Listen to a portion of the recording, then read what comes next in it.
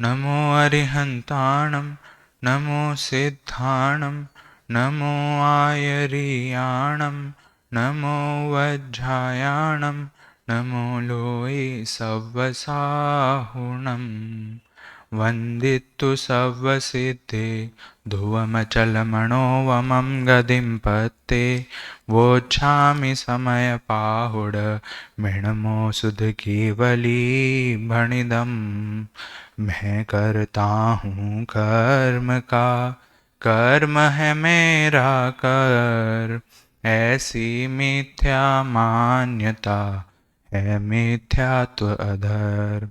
निज आत्म तल्लीनता सुखमय आत्म धर्म।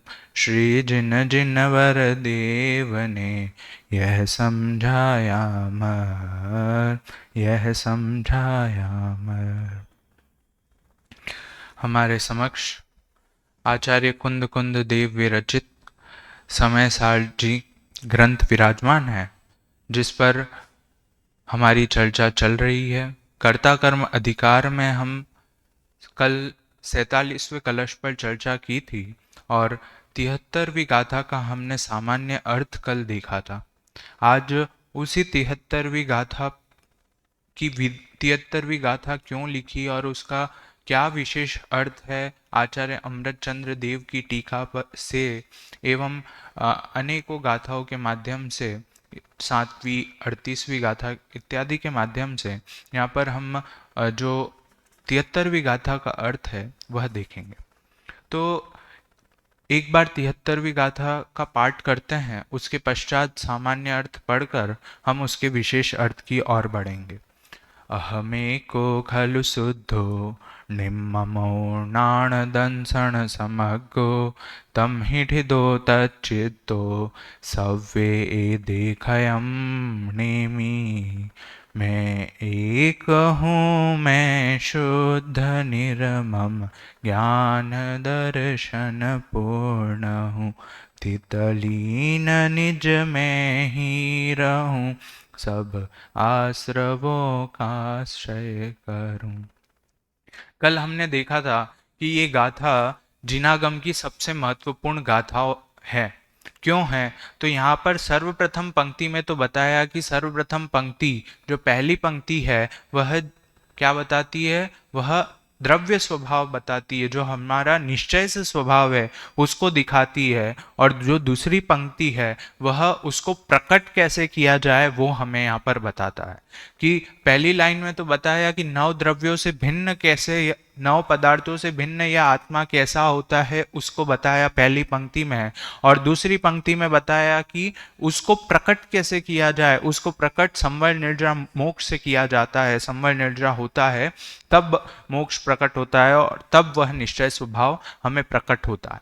ये कल हमने इसका सामान्य अर्थ से देखा था कि पहले मैं कहा कि मैं एक हूँ, मैं शुद्ध हूँ, मैं निर्मम हूँ, मैं ज्ञान दर्शन स्वभाव वाला हूँ। और अगर इसी में मैं स्थित हो जाऊंगा, इसी में मैं लीन हो जाऊंगा, तो क्रोधादि आश्रव भाव जो हैं उन सबका क्षय हो जाएगा। कल उत्थानिका की चर्चा रह गई थी, तो थोड़ी सी हम उत्थानिका की चर्चा देख लेते हैं कि वहां पर उत्थानिका में लिखा कि यदि उत्थानिका है, मैं उत्थानिका पढ़ रहा हूं। यदि कोई कहे कि यह आत्मा आश्रवों से किस विधि से निवृत्त होता है, तो उससे कहते हैं। कल इससे पहले की जो गाथाओं में चर्चा चल रही थी वह आश्रव का बंध, आश्रव और आत्मा का बंध कैसे होता है ये सब बात चल रही थी। और यहाँ पर फिर वह आश्रवों से निवृत्ति कैसे होता है, निवृत्ति की विधि क्या बताई, उसकी चर्चा यहाँ पर इस गाथा में बताई। अब यहाँ पर ये आचार्य देव ने जो द्रव्य स्वभाव से बताया कि आत्मा ऐसा होता है, आत्मा शुद्ध होता है, निर्मम होता है, एक होता है, ज्ञान दर्शन स्वभाव वाला होता है, तो यह उन्होंने स्वयं अनुभव करके लिखा है ऐसा प्रतीत होता है।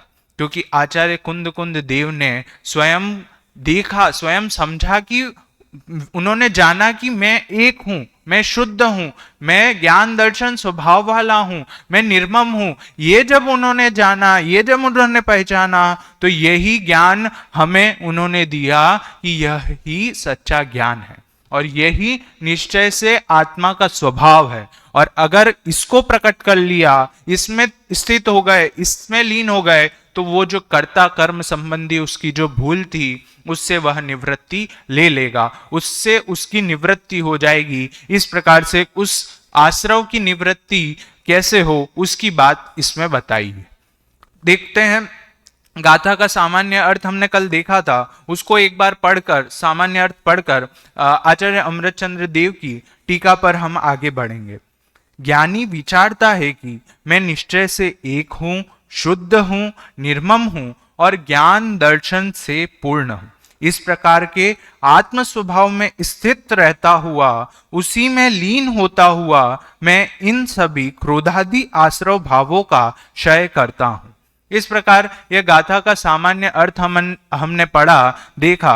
अब हम बढ़ते हैं। जो यहाँ पर निश्चय से जो स्वभाव बताए हैं, निश्चय से 4 स्वभाव बताए हैं, शुद्ध हूं, एक हूं, निर्मम हूं, ज्ञान दर्शन स्वभाव वाला हूं, ये 4 विशेषण बताए। उसी का 4 विशेषण का यहाँ पर आचार्य अमृतचंद्र देव अपनी टीका में इसका विश्लेषण करते हैं।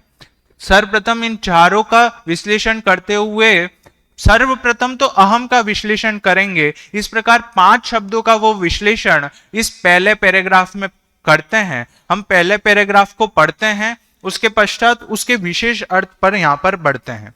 आपके पास ग्रंथ होगा ही, आप खोल लीजिएगा, पेज नंबर 144 है।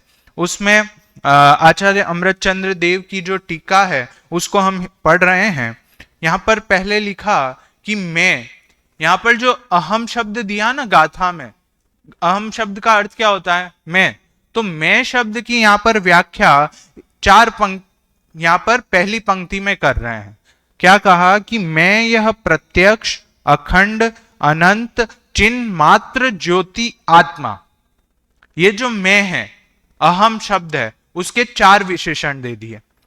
प्रत्यक्ष, अखंड, अनंत, चिन्ह मात्र, ज्योति, ऐसे 4 विशेषण दिए। और ये चारों विशेषण, क्योंकि अहम आदि दीपक है, हमने कल देखा था कि अहम आदि दीपक है, तो अहम शब्द शुद्ध के साथ भी लग रहा, एक के साथ भी लग रहा, निर्मम के साथ भी लगेगा और ज्ञान दर्शन स्वभाव के साथ भी लगेगा। तो क्या बनता है कि अहम एक को, अहम शुद्धो, अहम निम्ममो, अहम ज्ञान दर्शन नाण दंसन समग्गो।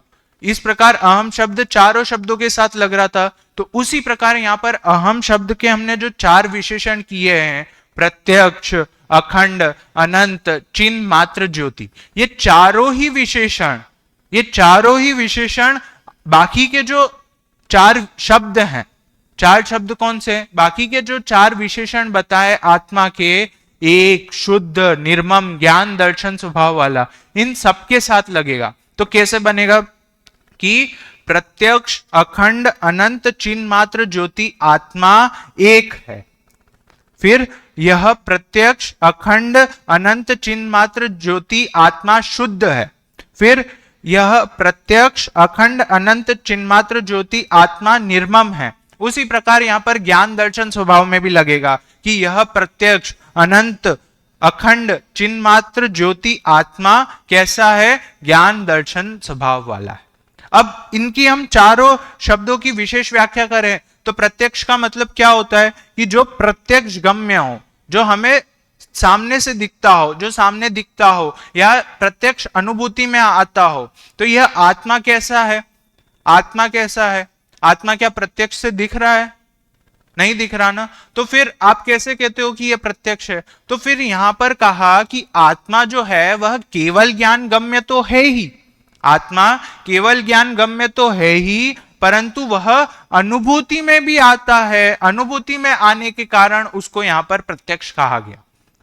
ठीक है, पहला विशेषण समझ आ गया। प्रत्यक्ष कहा कि यहां में जो यह आत्मा है वह प्रत्यक्ष है, वह प्रत्यक्ष गम्य है, वह अगम्य नहीं है, जानने में आने वाला है, इसलिए उसको यहां पर प्रत्यक्ष कहा। फिर दूसरा कहा अखंड।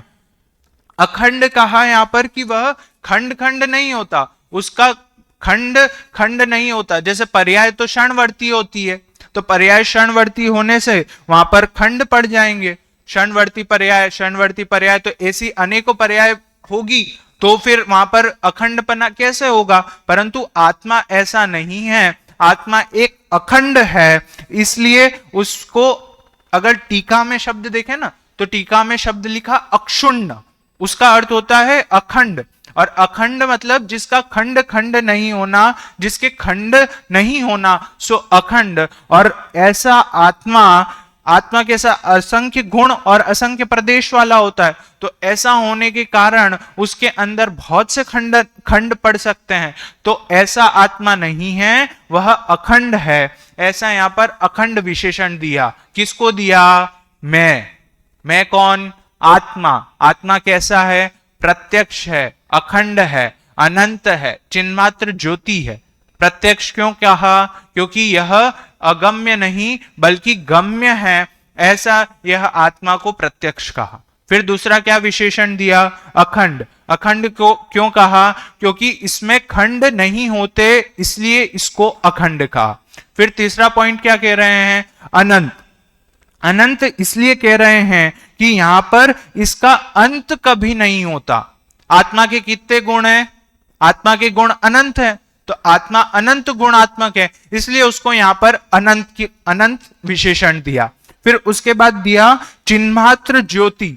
चिन्मात्र ज्योति मतलब आत्मा को परद्रव्यों से भिन्न, अजीव से भिन्न बताया, इसलिए कहा चिन्मात्र ज्योति। तो ऐसे आत्मा के ये चार विशेषण दिए: प्रत्यक्ष, अखंड, अनंत, चिन्ह मात्र, ज्योति। अगर इसको ही हम द्रव्य क्षेत्र काल भाव पर घटित करें, तो आत्मा जो प्रत्यक्ष से दिखने में आता है, तो वह द्रव्य हो गया, जीव द्रव्य।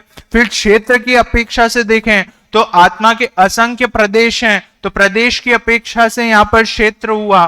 फिर अनंत कहा तो आत्मा के अनंत गुण हैं, तो उसको काल की अपेक्षा से लिया गया। फिर चिन्मात्र ज्योति, चिन्मात्र ज्योति है, वह भाव की अपेक्षा से लिया। इस प्रकार यह मैं शब्द का विशेषण, मैं शब्द जो आया था गाथा में, अहम शब्द जो आया था, उसके चार विशेषण यहां पर बताए। और वह अहम कौन? मैं, आत्मा। और आत्मा कैसा है? प्रत्यक्ष है। कैसा है? प्रत्यक्ष है, अनंत है, अखंड है, चिन्मात्र ज्योति है। और इन चारों विशेषण से आचार्य अमृतचंद्र देव ने द्रव्य, क्षेत्र, काल, भाव चारों इसके अंदर गर्भित कर दिए। ऐसा आचार्य अमृतचंद्र देव ने पहले अहम शब्द की व्याख्या की। अहम शब्द, और यह अहम शब्द कैसा है? आदि दीपक है। आदि दीपक कैसा? कि ये जो निश्चय से आत्मा के चार स्वभाव बताए, शुद्ध, एक, निर्मम, ज्ञान, दर्शन, ये जो चारों स्वभाव बताए, उनमें यह अहम शब्द लगेगा। तो जो हम आगे आचार्य अमृतचंद्र देव हर एक शब्द की, एक की व्याख्या करेंगे, शुद्ध की व्याख्या करेंगे, निर्मम की व्याख्या करेंगे, ज्ञान दर्शन की व्याख्या करेंगे। तो इन चारों शब्दों की व्याख्या जब करेंगे, तब हमें ये चारों विशेषण, कौन से चार विशेषण? मैं के जो चार विशेषण है, अहम शब्द के जो चार विशेषण है, उसको वहां पे भी लगाना होगा। ठीक है, अब बढ़ते हैं हम दूसरे, जो पहला विशेषण हमें दिया, आत्मा का पहला विशेषण, जो आत्मा निश्चय से पहला विशेषण उन्होंने बताया कि आत्मा एक है। आत्मा को एक कहा। तो एक के विशेषण बताते हुए आचार्य अमृतचंद्र देव लिखते हैं कि अनादि अनंत नित्य उदय रूप विज्ञान घन स्वभाव वाला होने से एक हूं। अब यहां पर भी एक के लिए तीन विशेषण दे दिए। कितने? अनादि अनंत, नित्य उदय में आने वाला, और विज्ञान घन स्वभाव वाला। यहां पर हम जब देखेंगे तो आचार्य अमृतचंद्र देव अनादि अनंत लेते हैं। अनादि अनंत शब्द से वो बताना चाहते हैं कि ये पर्यायों से पार है। पर्याय जितनी होती हैं, समस्त पर्यायों से पार है, इसलिए इसको अनादि अनंत कहा। और अगर यही बात हम 38वीं गाथा में लगाएंगे, 38वीं गाथा में जहां पर कुंद कुंद आचार्य देव न प्रमत्त है न अप्रमत्त है, बस एक ज्ञायक भाव है, सॉरी ये नहीं, 38वीं गाथा में जहां वहां बताते हैं, ये तो 6वीं गाथा हो गई, तो वहां पर जब वो बताते हैं तब वहां उन्होंने क्रम और अक्रम रूप से इसको आत्मा को क्या बताया, गुणस्थानातीत मार्गणास्थानातीत बताया, पर्यायों से पार बताया। वैसा ही यहां अनादि अनंत, और ऐसा ही भाव लिया है 7वीं गाथा में, जहां पर द्रव्य क्षेत्र काल भाव तीनों बता दिए। 7वीं गाथा में जहां पर सम्यक दर्शन ज्ञान चारित्र से पार बताया है, सम्यक दर्शन ज्ञान चारित्र से पार आत्मा एक है, ऐसा जो 7वीं गाथा का भाव है। और वहां पर आचार्य अमृतचंद्र देव ने एक शब्द की व्याख्या की कि जो क्रम और अक्रम रूप से पार है, यहां पर लिखा है, मैं उसको पढ़ता हूं कि यही अर्थ किया है, परंतु आचार्य अमृतचंद्र देव ने वहां जो एक शब्द है उसका अर्थ किया है चिन्मात्र आकार के कारण क्रम रूप और अक्रम रूप से प्रवर्तमान व्यवहारिक भावों से भेद रूप नहीं होने से एक हूं, ऐसा अर्थ किया है, जिसका तात्पर्य यह है कि भगवान आत्मा गुणस्थानातीत है, मार्गणास्थानातीत है। ये जो 38वीं गाथा का भाव लिया, ये 38वीं गाथा। और जो 7वीं गाथा में कहा कि 7वीं गाथा में जो वहां पर एक शब्द की व्याख्या की, वो एक शब्द की व्याख्या ये की कि समस्त पर्यायों से पार है, वह वहां पर बताया। और वहां पर फिर एक को बताते हुए वहां पर द्रव्य क्षेत्र काल भाव से घटाते हैं कि कैसे वह भिन्न है। तो सर्वप्रथम सामान्य कहा, तो सामान्य से द्रव्य घटित हुआ, फिर क्षेत्र में असंख्यात प्रदेशी अभेद होने से, वहां पर अभेद होने से क्षेत्र जो है, क्षेत्र का खंडन नहीं होता, अभेद बना रहता है, इस कारण से उस तरीके से वहां पर एक कहा।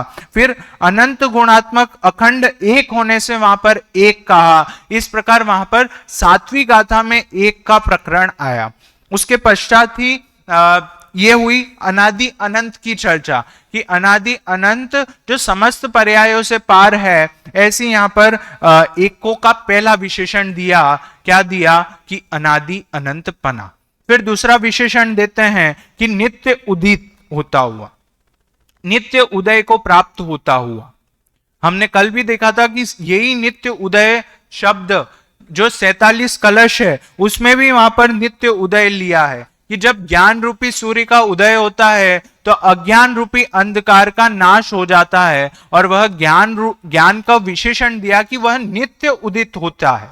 ऐसा वहां पर ज्ञान को भी विशेषण दिया और यहां पर आत्मा को भी विशेषण दिया कि यह नित्य उदित होता है।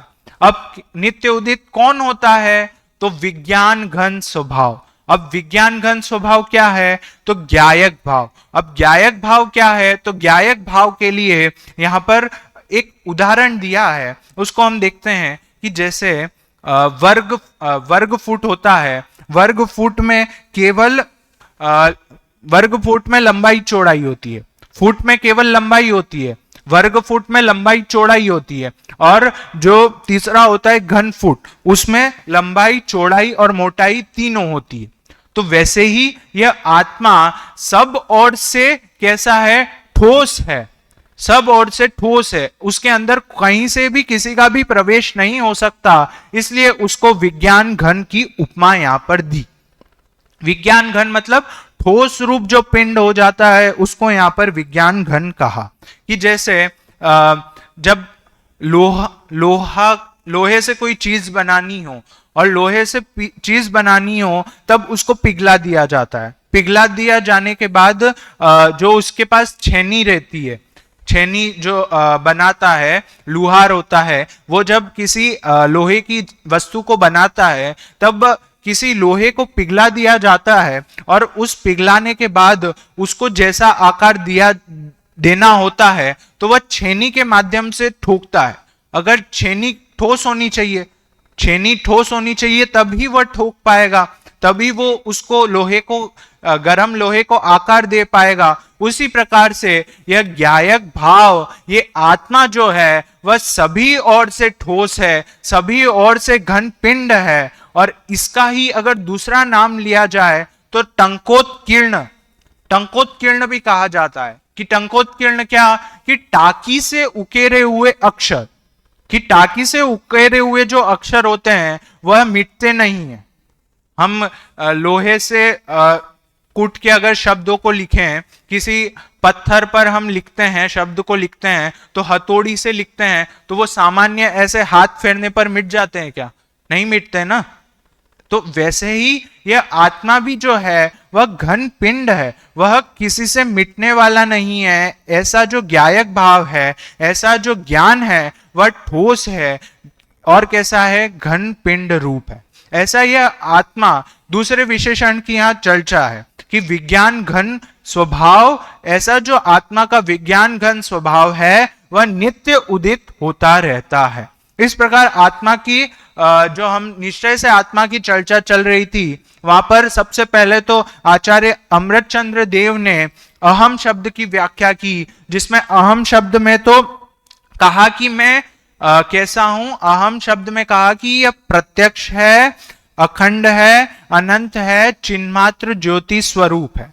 तो ऐसा जो यह आत्मा मैं, अहम मैं है, वह एक है। और एक कैसा, कि अनादि अनंत है, अनादि अनंत है। फिर उसके बाद कहा कि वह विज्ञान घन स्वभाव वाला होने से नित्य उदय को प्राप्त होता है। तो यह आत्मा एक कैसे हुआ, कि अगर हम कहें मैं एक हूं, तो मैं एक हूं के लिए हमें जो चार विशेषण पूर्व में अहम के आचार्य अमृतचंद्र देव ने बताए कि प्रत्यक्ष, अखंड, अनंत, चिन्मात्र ज्योति स्वरूप, ये जो मैं हूं, यह मैं एक हूं। और एक कैसा, कि अनादि अनंत, नित्य उदय रूप, और नित्य उदय रूप विज्ञान घन स्वभाव वाला हूं। इस प्रकार ये दो शब्दों की चर्चा हुई।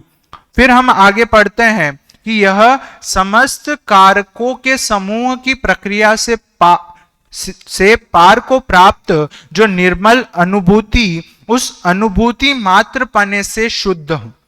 जो आचार्य कुंद देव ने तीसरा शब्द दिया निश्चय से, शुद्धपना, उस शुद्ध शब्द की व्याख्या आचार्य अमृतचंद्र देव ने की।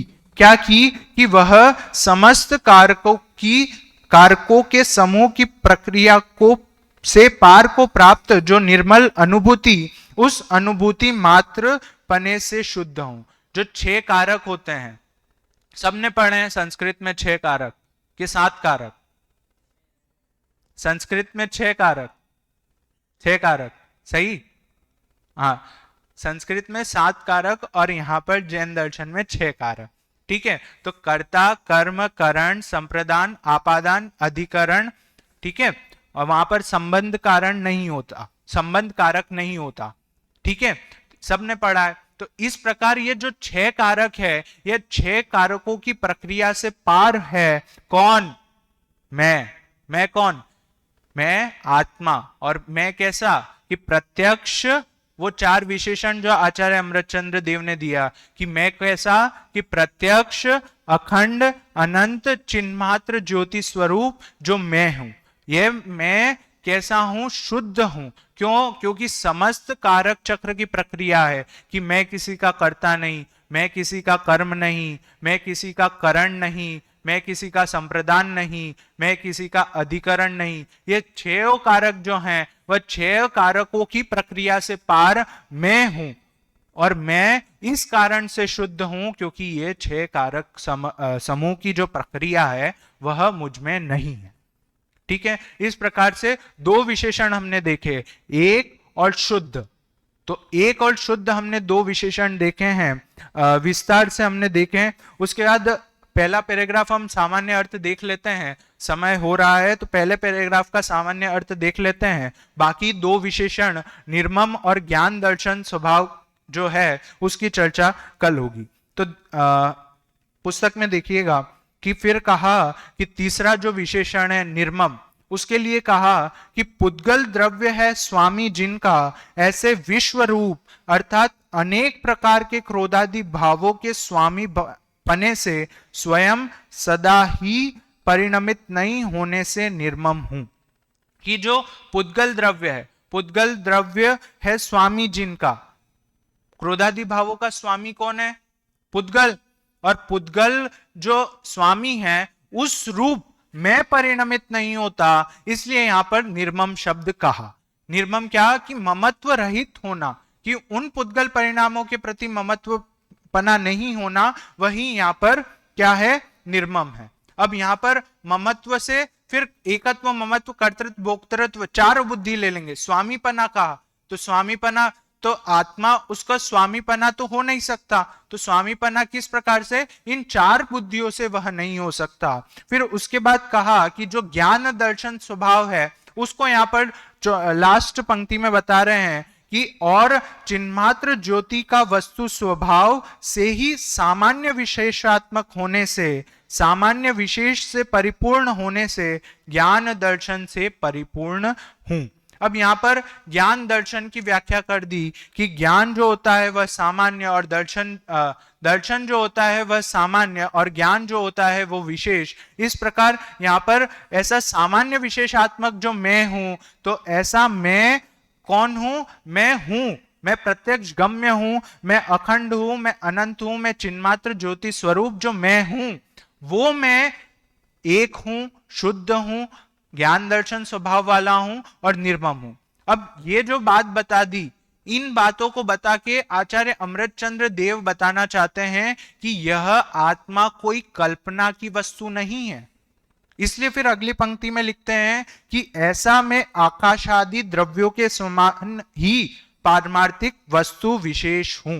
कि कल्पना मात्र का विषय नहीं, कि जैसे आकाश है, आकाश हमें प्रत्यक्ष में दिखता है ना, वैसे ही आत्मा कोई ऐसी वस्तु नहीं कि सिर्फ बात कह दी कि हाँ होगा कोई, ऐसी बात नहीं है। आत्मा आत्मा है और वही आत्मा कैसा है उसकी यहां पर बात की। और वह आत्मा क्यों है? कल्पना मात्र क्यों नहीं है? क्योंकि वह प्रत्यक्ष अनुभूति में आता है। इसलिए आत्मा कैसा है? कि वह पारमार्थिक वस्तु विशेष है। इस प्रकार हमने 73वीं गाथा की पहली लाइन की चर्चा की, जिसमें द्रव्य स्वभाव की बात की। और द्रव्य स्वभाव की बात में वहां पर चार विशेषण जो आत्मा को निश्चय से दिए कि मैं एक हूं, मैं शुद्ध हूं, मैं निर्मम हूं, मैं ज्ञान दर्शन स्वभाव वाला हूं। ये जो निश्चय से बात की आत्मा की, उस आत्मा की बात को हमने यहां पर देखा कि वह निश्चय से आत्मा कैसा है। उस लाइन की, उस पंक्ति की हमने आज चर्चा की और अगली पंक्ति की चर्चा कल होगी।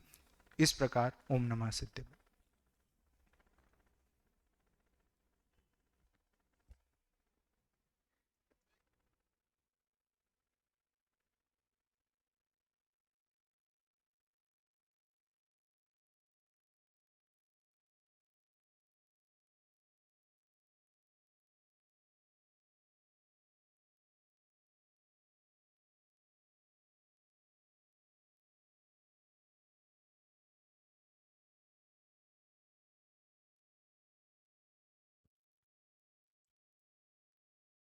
शास्त्री तृतीय वर्ष के छात्र प्रवचन के क्रम में आज मानस जैन बांसवाड़ा आज द्वितीय दिन का प्रवचन कर रहे थे। कल मैं नहीं था उपस्थित, जिन कुमार जी भाई साहब ने आपकी कमेंट्स की थी, उसमें जो भी आपको निर्देश और सुधार बताए होंगे वो आपने आज करते हुए ही आज प्रवचन किया होगा। इसी के साथ आज जो बातें रही हैं उस पर मैं आपको बताना चाहूँगा। आज भी आपकी शैली, आत्मविश्वास, प्रस्तुतिकरण सब बहुत बढ़िया रहा है और गाथा भी बहुत महत्वपूर्ण है। इसमें सार भी भरा है और विस्तार भी है। विस्तार के बिना सार समझ में नहीं आएगा। और दृष्टि के विषयभूत भगवान आत्मा की इसमें बात की गई है, इसीलिए किसी भी प्रकार का भेद इसमें नहीं होना चाहिए। आदि बातें इसमें पूरी लिखी हुई है। आज आपने जो चर्चा की, एक अहम, एक और शुद्ध, अहम की चर्चा तो आपने बहुत अच्छी की है उसके साथ जो अन्य उदाहरण आपको मिलते हैं वहाँ से भी आपने तुलनात्मक प्रस्तुतिकरण अपना यहाँ पर किया।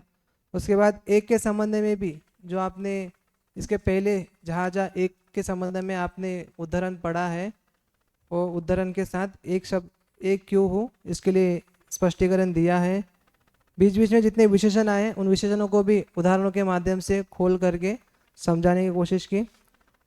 समय पूर्ण हो रहा था तो आप शुद्ध की चर्चा इतनी नहीं कर पाए जितनी होनी चाहिए थी, तो अगले वक्ता जो रहेंगे वो शुद्ध विशेषण है, यहाँ से आगे की विशेषणों की चर्चा बराबर करेंगे, इसका ध्यान रखेंगे।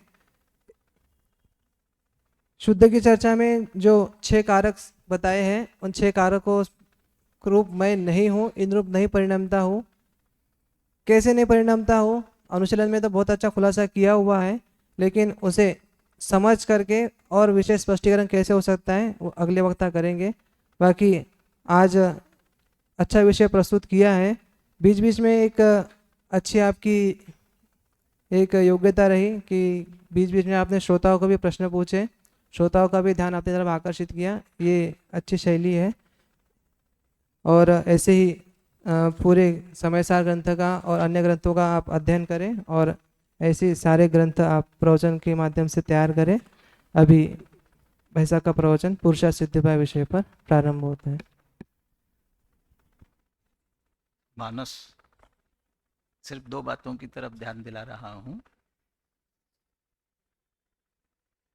व्याकरण में कितने कारक होते हैं?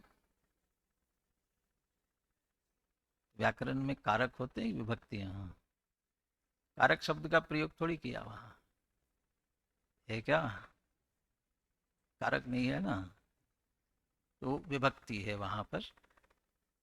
अब यहाँ कारक शब्द प्रयोग किया ना, तो इसको हम कारक क्यों कहते हैं खुलासा नहीं किया इन्होंने।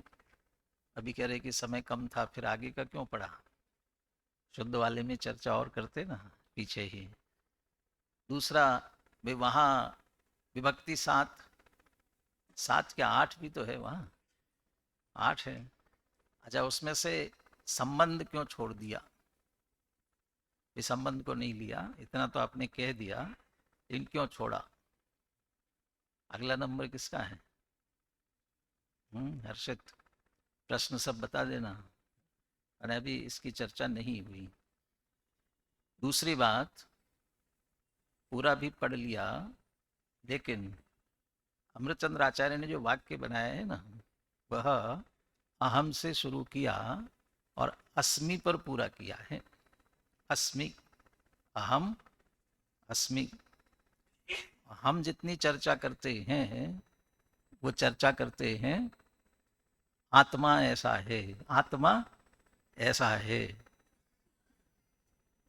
वो ध्यान ही नहीं जाता ना। और टोडरमल जी ने इस बात को जीव अजीव तत्व की भूल में डाला है। जीव अजीव तत्व की भूल में भाई, एक तो पहले भेद विज्ञान और वीतरागता के लिए कारण ऐसे अध्यात्म के कथनों को पढ़ते ही नहीं हैं, और कदाचित पढ़े तो किसी और को किसी और से भिन्न बता रहे हो। माने जीव कोई और है, अजीव कोई और है, और दोनों की कोई बात चल रही है, ऐसी बात चलती है। जबकि क्या होना चाहिए, उसमें से जीव है वो मैं हूँ। ऐसे यहाँ भी अमृतचंद्र आचार्य ने तो, मैं तो अनेक जगहों पर ये कहता हूँ, अमृतचंद्र आचार्य ने कुंद कुंद आचार्य की टीका नहीं लिखी, माने गाथा की टीका नहीं लिखी। टीका तो लिखी है, लेकिन टीका नहीं लिखी का मतलब, टीका लिखने में तो ये कहते हैं ना कुंद कुंद आचार्य ने ये कहा, ऐसा नहीं कहते हैं। नहीं तो ये कहते अहम एको खलु शुद्धो, तो यहाँ लिखते अमृतचंद्र आचार्य। कुंद कुंद आचार्य कहते हैं कि मैं एक हूँ, वो ऐसा नहीं कहते। अमृतचंद्र आचार्य अपने ऊपर घटित करते हैं, कहते मैं एक हूँ, क्योंकि वे दूसरों के लिए लिख ही नहीं रहे हैं ना। वे तो मम परम विशुद्धि शुद्ध चिन्मात्र मूर्ति, अपनी परम विशुद्धि के लिए लिख रहे हैं।